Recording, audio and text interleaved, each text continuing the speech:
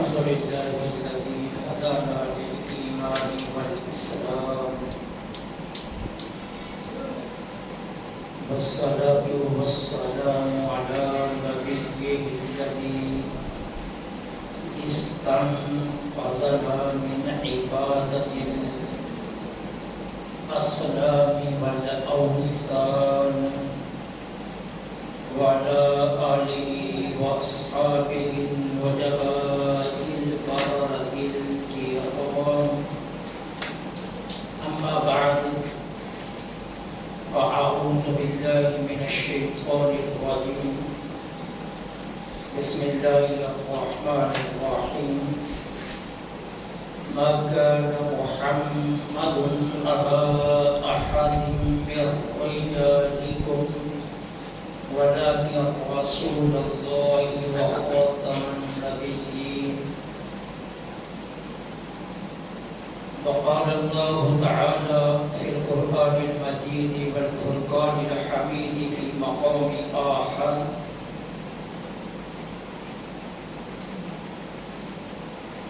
إن ينصركم الله فلا غالب لكم وَإِنْ يَحْزُلْكُمْ فَمَنْ ذَا الَّذِي يَنْصُرُكُمْ مِنْ بَعْدِهِ آمنت بالله صدق الله العظيم وصدق رسوله النبي الكريم الأمين ونحن على ذلك لمن الشاهدين والشاكرين والحمد لله رب العالمين مولاي صل وسلم دائما ابدا على حبيبك خير الخلق كلهم فإن من جودك الدنيا وضرتها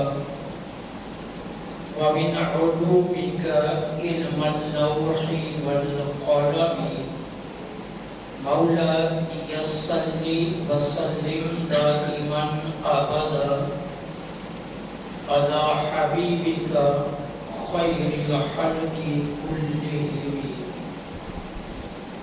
ورضيت بالله ربا وبالاسلام دينا وبمحمد صلى الله عليه واله وسلم نبيا ورسولا غریبم یا رسول اللہ غریبم ندارم در جہاں جستو حبیبم بری نازم کے ہستم امت تو گناہگارم ولیکن خوش نصیبم.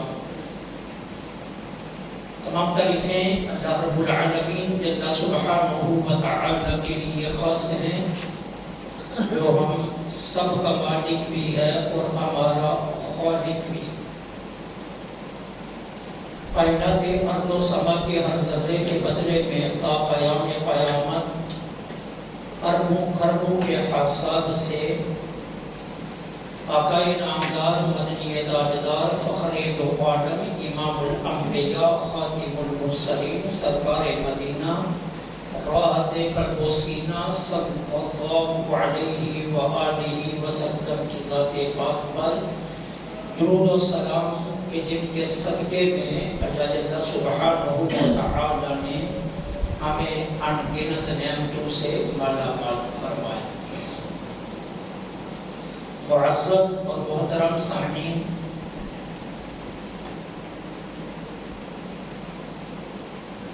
عقیدہ ختم نبوت ہمارے ایمان کی اساس ہے.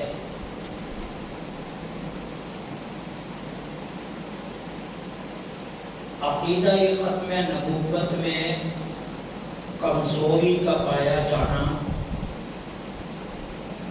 گویا ایمان سے محروم رہنا ہے.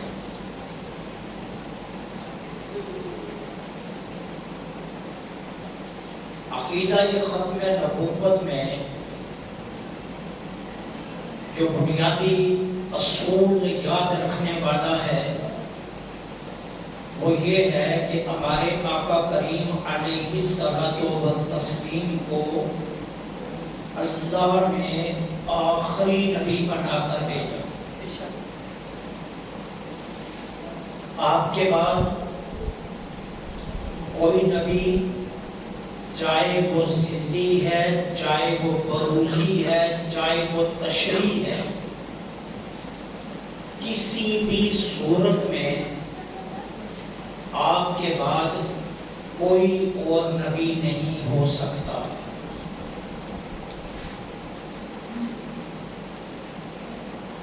کسی بھی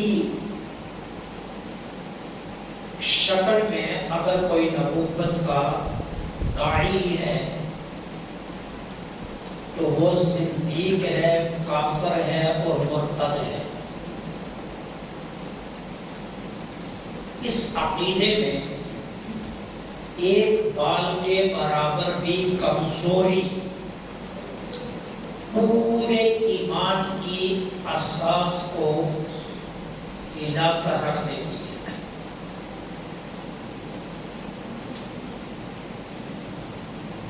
جب تحریک پاکستان اپنے عروج پر تھی تو بہت سی لاطینی اور ملحد قوتوں نے ہندو کے ساتھ مل کر پاکستان کو ماد وجود میں آنے سے روکنے کی سرتوڑ کوششیں کی.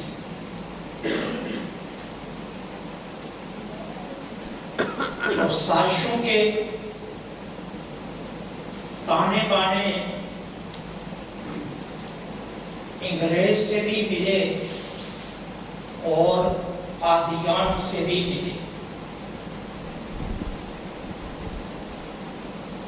قادیانیوں کی سرتوڑ کوشش تھی کہ پاکستان کسی صورت میں بن نہ پائے. بحمدہ تعالی مشائخ اہل سنت، علماء اہل سنت کی اکثریت بانی پاکستان حضرت قائد اعظم محمد علی جناح علیہ الرحمہ کے ساتھ کھڑی ہو گئی. اور حالات جب مخالف سمت چلے اور ہر طرف سے بھرپور مخالفت کا سامنا ہوا تو حضرت قائد اعظم محمد علی جناح کچھ وقت کے لیے بد دل ہوئے تو آل انڈیا سنی بنارس میں جو کانفرنس منعقد کی گئی اس میں آل انڈیا سے آئے ہوئے علماء اور مشائخ نے سٹیج پر بے اتفاق یہ اعلان کیا کہ اب اگر قائد اعظم علیہ الرحمہ پاکستان کی تحریک سے جدا بھی ہوتے ہیں تو ہم پاکستان بنا کر دکھائیں گے. نتیجہ یہ نکلا کہ پاکستان مرز وجود میں آ گیا. اب اگلا مرحلہ تھا استحکام پاکستان کا. استحکام پاکستان کو روکنے کے لیے مرزا غلام احمد قادیانی کا پوتا مرزا ناصر محمود میدان میں اترا اور اس نے پاکستان کے خلاف سازشوں کا ایک جال بچھایا.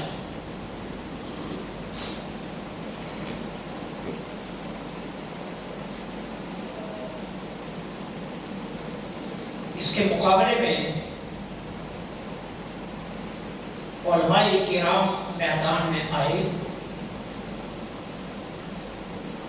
ایک لمبی تاریخ ہے، لیکن 30 جون 1974 کو اللہ تعالیٰ کے فضل سے پاکستان کی قومی اسمبلی میں قرارداد جمع کروا دی گئی، جس پر 3 ماہ تک لگاتار ابحاث ہوئی، اور پھر فائنل بحث کے لیے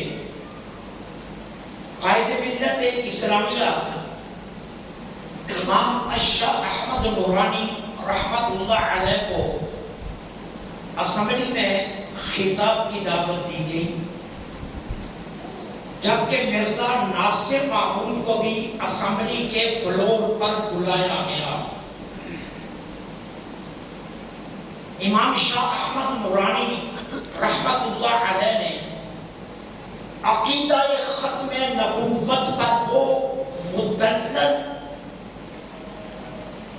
دلائل دیے کہ پھر اسمبلی کو پورے اتفاق سے یہ قرارداد پاس کرنی پڑ گئی کہ قادیانی غیر مسلم ہیں اور یہ اقلیت ہے. 7 ستمبر کو اللہ رب العالمین نے تحفظ عقیدہ ختم نبوت کا شرف علماء اہل سنت کے ذریعے عوام پاکستان کو نصیب کیا. یہ ہماری اساس ہے، اس پر کمپرومائز گویا اپنا ایمان بیچنا ہے، اس پر ڈھیل گویا اپنے ایمان سے اپنے آپ کو محروم کرنا ہے.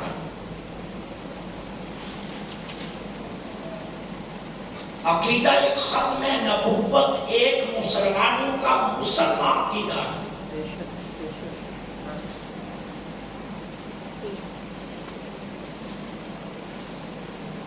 اسلام کو دنیا پر نافذ کرنے کے لیے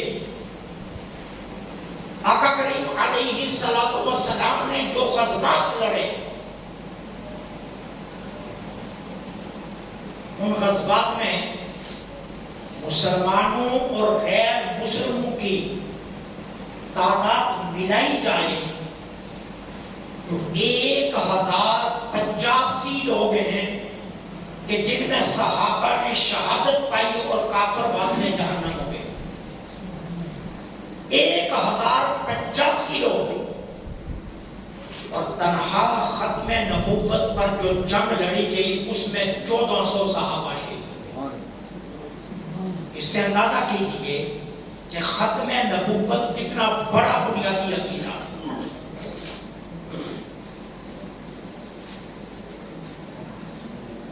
اور بحمدہ تعالی یہ اللہ تعالیٰ کا احسان عظیم ہے. بات تحریک پاکستان کی ہو یا بات استحکام پاکستان کی ہو، بات تحفظ عقیدے کی ہو یا بات کسی اور موقع کی ہو،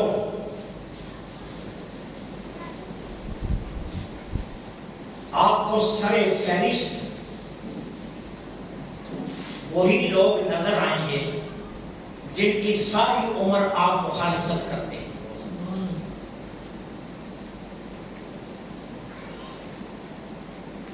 تاریخ پاکستان چل رہی تھی تو ولی خان نے کہا اگر قائد اعظم سرحد میں داخل ہو گیا تو یہ واپس زندہ نہیں جا سکے گا، اور سرحد کو کسی صورت ہم پاکستان سے الحاق نہیں کریں گے. ہم یا تو بھارت کے ماتحت رہیں گے یا ہمارا الحاق پشتونوں سے ہوگا. یہ موقع تھا جب پیر آپ ماکی شریف پیر عبد الرحمن جن کا آستانہ عالیہ اکوڑا خٹک میں ہے، وہ میدان میں آئی، گھوڑے پر بیٹھے، پٹھان تھے، ایک ایک دروازے پر گئے اور اپنی پٹھانی زبان میں کہا اگر مسلم کا بچہ ہے تو قائد اعظم کا استقبال کرے گا۔ نتیجہ یہ نکلا کہ جب حضرت قائد اعظم رحمت اللہ علیہ سرحد میں آئے تو پورے ہندوستان میں حضرت قائد اعظم کا اتنا استقبال کسی جگہ نہیں ہوا جو سرحد میں ہوا۔ اور یہ کمال تھا کس کا؟ پیر احمد کی شریف کا، پیر حضرت عبد الرحمن رحمت اللہ علیہ۔ استحکام پاکستان کی باری آئی، علماء آگے، تحریک پاکستان کی باری آئی، پیر سید جماعت علی شاہ، مولانا دستار نیازی، امام اہل سنت، مجاہد دین و ملت، علامہ عبد الحامد بدایونی، حضرت پیر سید احمد سعید کاظمی شاہ صاحب، محدث اعظم پاکستان ابو الفضل محمد سردار احمد علیہ الرحمہ، پیر سید ابو البرکات سید احمد شاہ جیسی شخصیات حضرت قائد اعظم کے کاندھے سے کاندھا جوڑ کر کھڑی تھی۔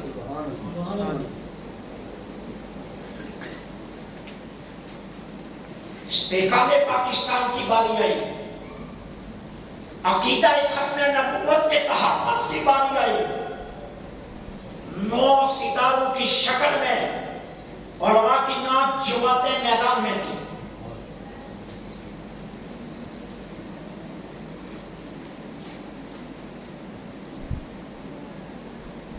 اور پھر قادیانیوں کو غیر مسلم قرار دلوا کر ہمیشہ ہمیشہ کے لیے عقیدہ ختم نبوت کو محفوظ کر دیا۔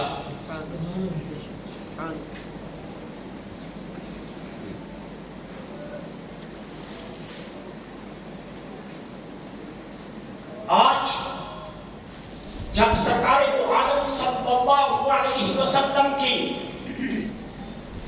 امت دکھیاری ہو چکی ہے، یہ سیلاب نہیں تھا، یہ عذاب تھا۔ یہ آپ سمجھتے ہیں سیلاب ہے، لیکن میں نہیں سمجھتا، یہ عذاب ہے۔ ہمارے کرتوتوں کی وجہ سے، ہمارے اعمال کی وجہ سے، ہماری بدکاریوں کی وجہ سے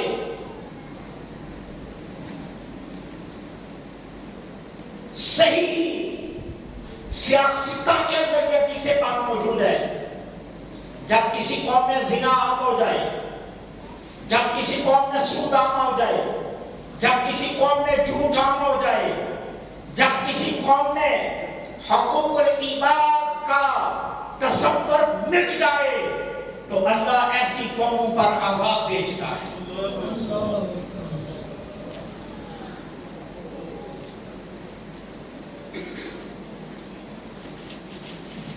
ہماری مملکت کی سڑکوں پر یہ نعرے لگے، ہمارا جسم ہماری مرضی،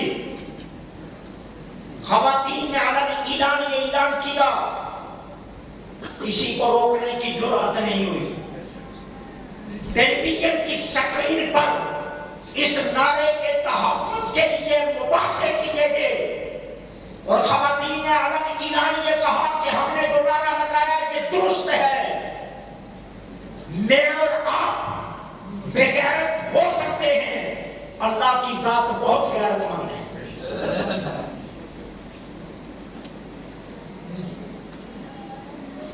سود کو معیشت کا درجہ دے دیا گیا، جھوٹ عام ہو گیا، اللہ تعالی عز و جل نے سیلاب کی شکل میں عذاب بھیجا۔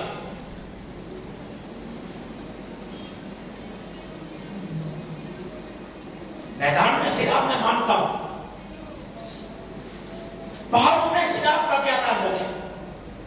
پہاڑوں پر تو پانی ٹھہرتا نہیں ہے، پہاڑوں سے تو پانی بہ کر ندی نالیوں میں آ جاتا ہے، لیکن کلام میں بڑی بڑی عمارات، بڑے بڑے شاندار ہوٹل جن میں برائی کے اڈے قائم تھے، وہ ایسے زمین بوس ہوئے جیسے ریت کا ڈھیر پانی میں کھل جاتا ہے۔ یہ سیلاب نہیں، یہ عذاب تھا۔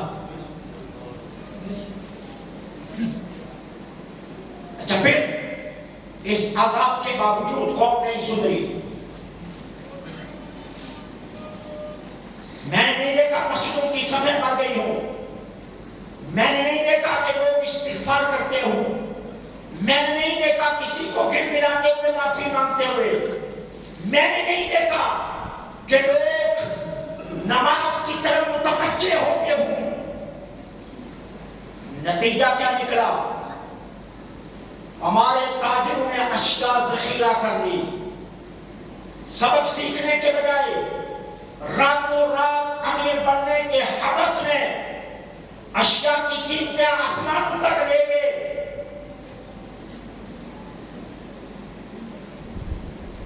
اور دکھداری امت کا درد بانٹنے کے بجائے اسے مزید دکھ دیے گئے۔ جبکہ ابن ماجہ کی یہ واضح حدیث پاک ہے، میرے آقا کریم علیہ السلام نے فرمایا، جب امت کو کسی چیز کی ضرورت ہو، اس وقت جو تاجر اس چیز کا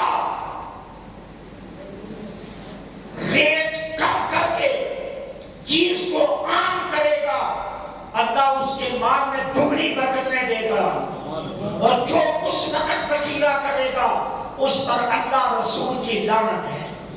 یہ ابن ماجہ کی واضح حدیث پاک ہے، لیکن اس کے باوجود ہمارے تاجروں نے کیا۔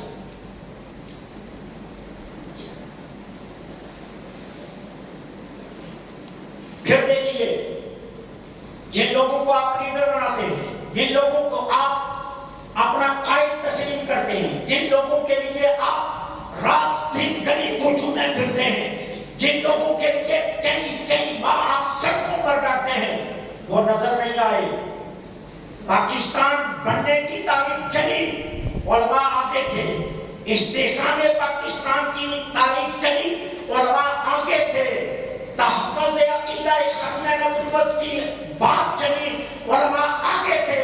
آج امت دکھیاری کے درد بانٹنے کی بات آئی تو سیلاب کے پانی میں اگر کوئی تنظیمیں نظر آئی تو وہ صرف مذہبی تنظیمیں تھیں،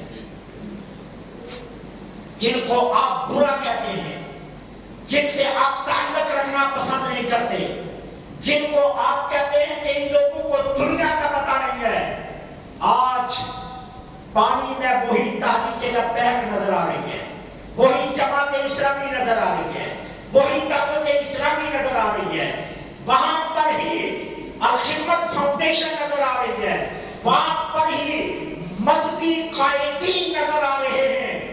آپ کے لیڈر تو نظر نہیں آئے۔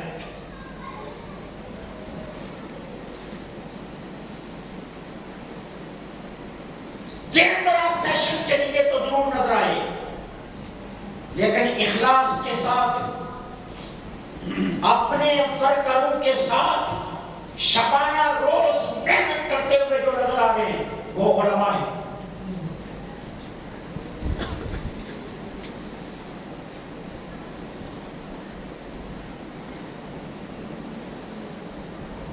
اتنے بڑے عذاب کے بعد بھی قوم کے اندر احساس بیدار نہیں ہوا۔ اتنے بڑی آزمائش کے باوجود بھی قوم وہیں کے وہیں کھڑی ہے۔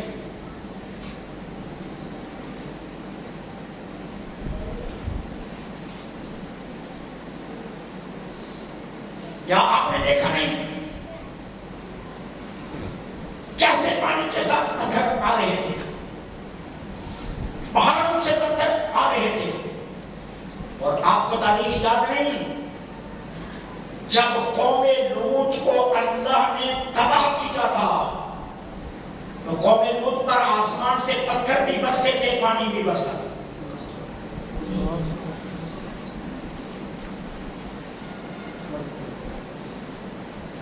جو جرائم اس وقت تھے وہ جرائم آج بھی ہیں. اس قوم نے بھی توبہ نہیں کی, آج بھی توبہ نہیں ہو رہی ہے. اس وقت بھی احساس پیدا نہیں ہوا, آج بھی احساس پیدا نہیں ہو رہا.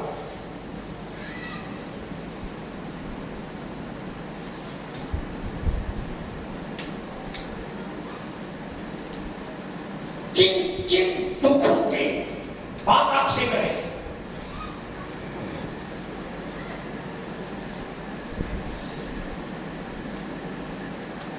غم کی گھڑی میں اپنے کسی مسلمان کے چہرے پر مسرت لانا, سرکار دو عالم صلی اللہ علیہ وسلم نے فرمایا یہ سب سے بڑی نیکی ہے, اس سے بڑی نیکی اور کوئی نہیں ہے.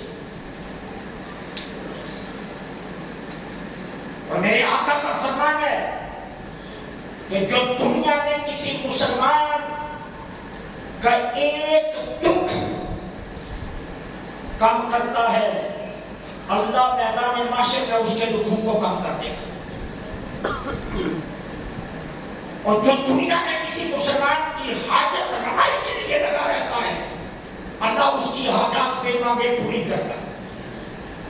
اور میرے آپ کے آقا صلی اللہ علیہ وسلم نے کیا فرمایا, کسی مسلمان کی حاجت روائی کے لیے مجھ محمد صلی اللہ علیہ وسلم کو ساتھ جانا پڑ جائے, سرکار نے فرمایا میں اس کے ساتھ چلنا اتنا افضل سمجھتا ہوں کہ مسجد نبوی میں ایک مہینہ اعتکاف کرنے سے بھی یہ عمل زیادہ بہتر ہے.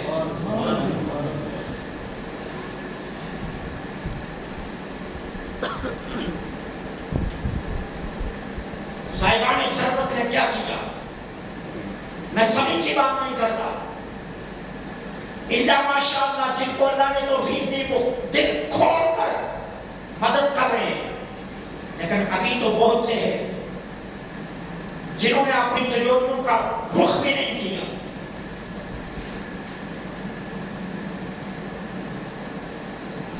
مدینہ طیبہ میں کہا گیا اناج کی کمی ہو گئی, پتا چلا شام سے ایک بہت بڑا تجارتی قافلہ مدینہ طیبہ میں آیا ہے. تاجر باغے سرحد مدینہ پر چلے گئے, ہر کسی کا خیال تھا یہ سامان خرید کر مہنگے داموں بیچوں گا.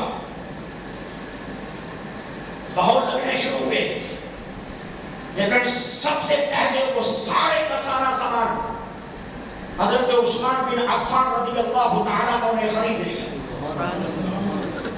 اب تاجر آگے, عثمان بیچنا جی بیچنا ہے, کتنے نفع پر تم بتاؤ. کسی نے کہا میں 10% دیتا ہوں, کسی نے کہا میں 20% دیتا ہوں, کسی نے کہا میں 30% دیتا ہوں. جب بہت رکے حضرت عثمان بن عفان نے فرمایا میں یہ اس کو بیچوں گا جو مجھے 200% گنا زیادہ نفع دے گا. جو چیز میں نے 100 پر خریدی ہے میں 300 کی بیچوں گا. سارے تاجر حیران ہو گئے, کہنے لگے عثمان اتنا نفع تو کوئی بے وقوف دے گا, کوئی عقلمند تاجر تو اتنا نفع نہیں دے سکتا. جس نے 100 کی چیز 300 کی خرید لیا وہ بیچے گا کیسے, اتنا نفع کوئی نہیں دے سکتا. فرمایا پھر سنو, میں نے اس سارے سامان کا سودا اپنے رب سے کر دیا جو 200 گنا نفع دے گا, اور میں یہ سارا سامان اہل مدینہ کے لیے فری بانٹتا ہوں. اللہ کی رضا کے لیے میں یہ سارا سامان فری بانٹتا ہوں. ہمارے تاجروں نے کیا کیا, ہمارے تاجروں نے کیا کیا, ہر چیز کا ریٹ 200 گنا اوپر لے گئے.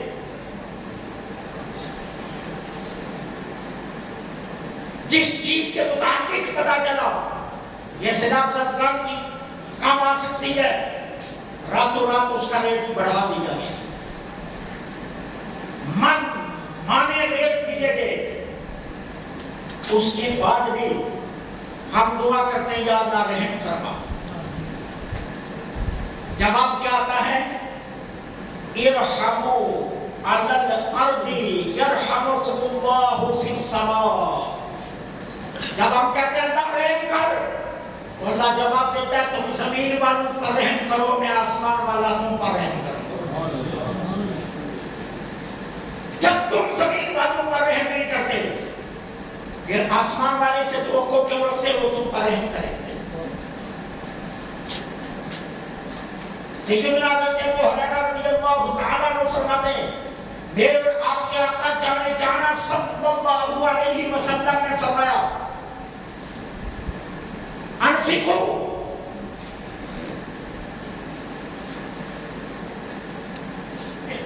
علی الناس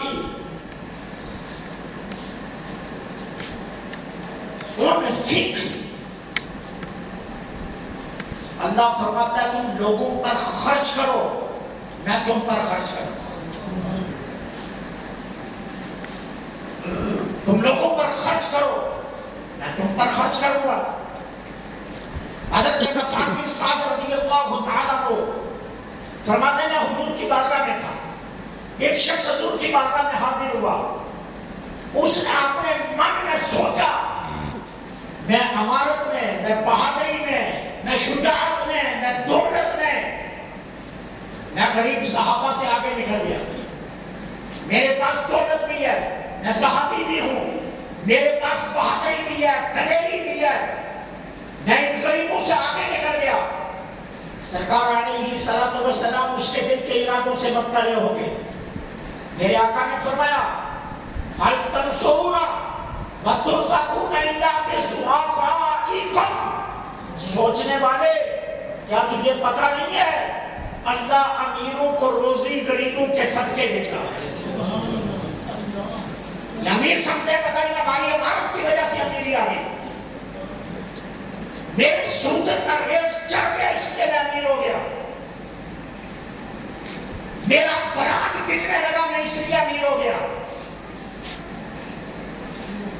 میری بروکری کامیاب ہو گئی میں اس لیے امیر ہو گیا، میرے تانے بانے کی شہرت ہو گئی میں اس لیے امیر ہو گیا، میرے خزانے میں کمال تھا کہ میں امیر ہو گیا۔ میرے آقا نے فرمایا تیرا کمال نہیں ہے، اللہ غریبوں کی وجہ سے امیروں کو روزی دیتا ہے۔ اگر دنیا میں غریب نہ ہوتے اور امیروں کو توفیق غریبوں کی مدد کی نہ ملتی، اللہ کسی کو امیر نہ بناتا، سب سے روزی چھین لیتا، اپنے خزائن میں رکھ لیتا۔ وہ امیروں کو روزی دیتا ہے غریبوں کے لیے۔ وہ یہ سمجھتے ہیں کہ یہ روزی ہماری ہے، نہیں، تمہیں شکر ادا کرنا چاہیے۔ اللہ تعالیٰ تمہیں موقع دیتا ہے غریبوں کی مدد کا۔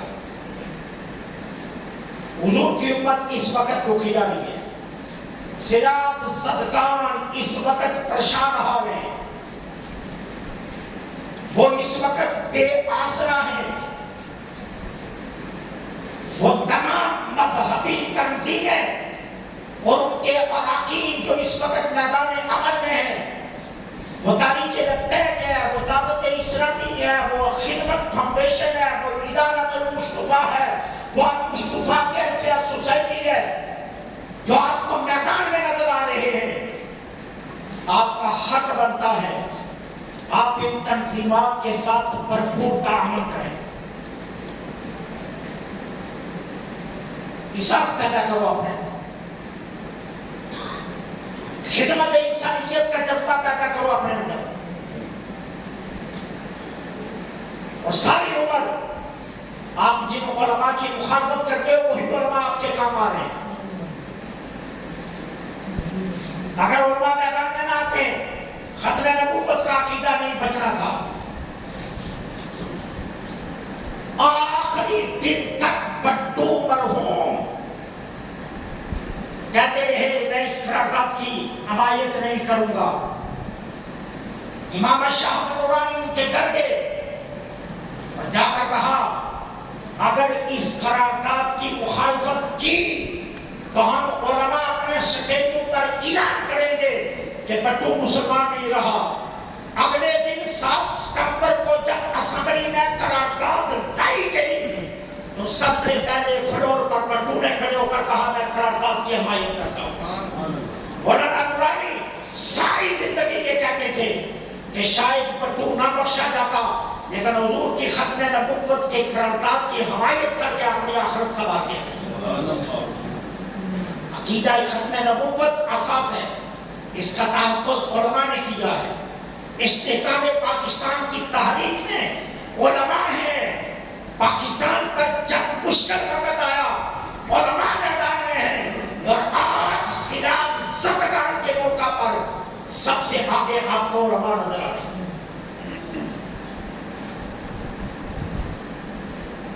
اس لیے میری آپ سے یہ درخواست ہے، اپنے اندر احساس پیدا کیجیے، اس سیلاب کو سیلاب نہ کہیے، یہ عذاب خدا بندی تھا، یہ اللہ کی جانب سے بہت بڑی آزمائش تھی، یہ اللہ تعالیٰ کی طرف سے بہت بڑی وارننگ تھی کہ ہم اپنے اعمال پر نظر ثانی کریں، ہم اپنے رویوں پر نظر ثانی کریں، ہم اپنے سوچوں فکروں پر نظر ثانی کریں، اور ہم سوچیں اس بارے میں کہ آخر ہم سے کیا غلطیاں ہوئی ہیں جن کی وجہ سے اللہ اتنا ہم سے ناراض ہوا، اور اس معافی کا واحد راستہ یہ ہے کہ ہم حضور کی دکھیاری امت کی خبر لیں، حضور کی دکھیاری امت کی خدمت گویا یہ حضور کو راضی کرنا۔ سرکار فرماتے ہیں جس نے کسی مسلمان کے چہرے پر خوشی لائی اس نے مجھے محمد صلی اللہ علیہ وسلم کو خوش کیا، اور جس نے مجھے خوش کیا اس نے اللہ کو خوش کیا۔ حضور کی خوشی یہ اللہ تعالیٰ کی خوشی ہے۔ اس لیے آپ احباب سے یہ درخواست ہے، جہاں بھی کسی مذہبی وہ تنظیم جو میدان عمل میں ہے آپ کا اس سے تعلق ہے تو آپ بھرپور ان سے تعاون کیجیے، جو لوگ وہاں کام کر رہے ہیں ان کی خیریت کی دعا کیجیے، جو بے گھر ہوئے اپنی دعاؤں میں انہیں یاد رکھیے، اور ڈریے کہ کہیں ہمارے کرتوتوں کی وجہ سے، ہماری بے حسی کی وجہ سے اللہ کا یہ عذاب کا رخ ہماری طرف نہ ہو جائے۔ ہم کوئی لاڈلے تو نہیں ہے نا، ہم کسی خاص نبی کی اولاد تو نہیں ہے نا۔ جو رب دینے والوں کو آج لینے والوں کی لائن میں کھڑا کیا ہوا وہ ہمارے ساتھ بھی کر سکتا ہے۔ جتنے لوگ ہوں گے جو دینے والے تھے لیکن آج ایک روٹی کے لیے وہ لائن میں لگے ہوئے، چاول کی ایک پلیٹ کے لیے وہ سڑک پر کھڑے ہیں، اپنے بچوں کو 2 وقت کا دودھ دینے کے لیے وہ کسی تنظیم کا انتظار کر رہے ہیں۔ کل تک ان کی اپنی تجوریوں میں دولت تھی، کل تک ان کے اپنے گھروں میں ہر آسائشیں تھی، آج ان کے پاس کچھ نہیں ہے۔ خدا نہ کرے، خدا نہ کرے، خدا نہ کرے اگر ہمارے رویے نہ بدلے تو ہم کوئی لاڈلے نہیں ہیں، اللہ کا یہ عذاب کا رخ ہماری طرف جائے۔ اس سے قبل کہ اللہ تعالی ہماری گرفت فرمائے ہمیں صدق کے دل سے توبہ کرنی چاہیے، ہمیں سچے دل سے اللہ سے معافی مانگنی چاہیے، اور ہمیں اپنے رویے درست کرنے چاہیے۔ تاجر ہیں آپ تو مصنوعی مہنگائی سے باز آ لیں۔ حضور کی امت کو دکھیاری مت کیجیے، سرکار کو اپنی امت سے بہت پیار ہے، یقین جانیے حضور کو اپنی امت سے اتنا پیار ہے آپ کے وہم و گمان میں بھی نہیں۔ جبریل امین حضور کی بارگاہ میں اسرائیل کو لے کر آئے، یا رسول اللہ اللہ بلانا چاہتا ہے، 23 برس مکمل ہو گئے، اللہ چاہتا ہے اب آپ واپس آ جائیں۔ فرمایا جبرائیل ٹھیک ہے، حضور نے مالک الموت کو ساتھ لے کر آیا، اجازت ہو تو نظام دنیا کے مطابق جان خونی کا معاملہ ہو جائے۔ تو جب اسرائیل حضور کی روح باریک کو جسم اطہر سے الگ کرنے لگے تو سرکار کی آنکھوں میں آنسو آ گئے. فرمایا جبرائیل رب سے ایک بات تو پوچھ کر دو, کیا موت کی تکلیف میری امت کو بھی ہوگی؟ کتنا پیار ہے حضور کو اپنی امت سے. فرمایا رب سے پوچھ کر دو کہ میری امت کو بھی ہو یہ تکلیف ہوگی موت کی.